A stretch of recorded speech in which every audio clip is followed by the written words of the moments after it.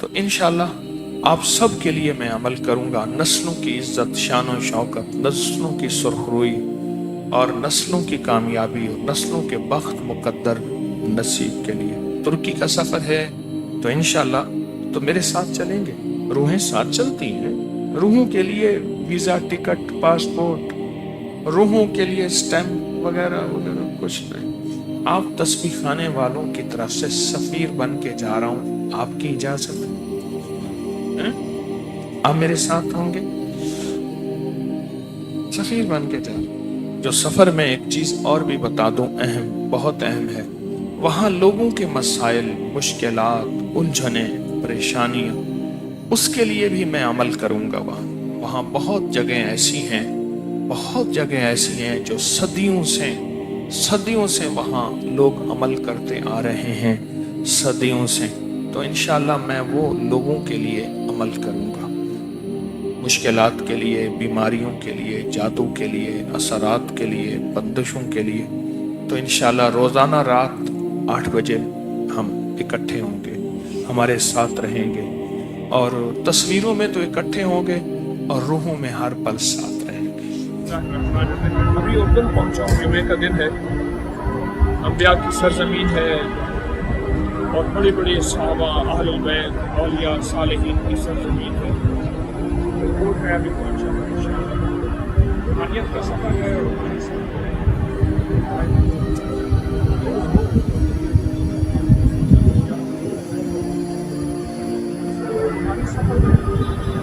مجھے احساس ہو رہا ہے کہ انبیاء کی سرزمین میں انبیاء کے قدم پڑے، اور بڑے بڑے صحابہ، بڑی بڑی اہل البیت کی ہستیاں، اور بڑے اولیاء، صالحین ہستیاں تھیں، یہاں ان کے قدم پڑے، ان کی مبارک قدم برکات، ان کی مبارک قدم ٹھہرے،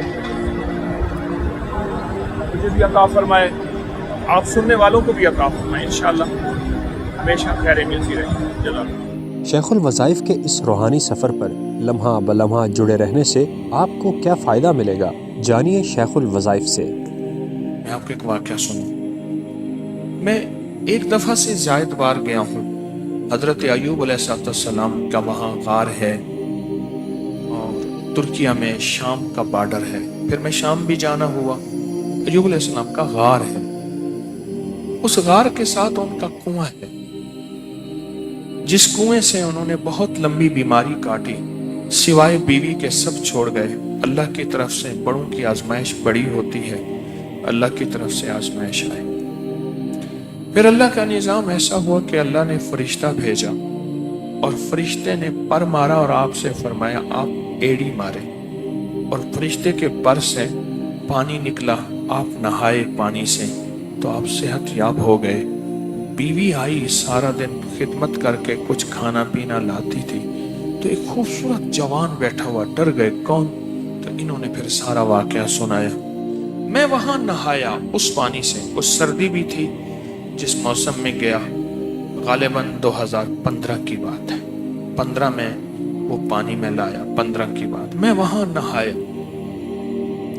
نہانے کے بعد میں نے نیت کی کہ یا اللہ، میری اپنی بھی روحانی جسمانی بیماریاں، اور اللہ جنہوں نے مجھے دعاؤں کے لیے کہا، چاہا اور لکھا، یہ اکثر میں کبھی کبھی دعا میں بھی اس کا تذکرہ کرتا ہوں، کہا، چاہا، دنیا میں جہاں کوئی بیٹھا ہے، اور لکھا، اے اللہ سب کی مرادیں پوری فرما، سب کی مشکلیں حل فرما، اور سب کے بیماریاں، دکھ، تکلیفیں یا اللہ دور فرما، سب کچھ دور فرما۔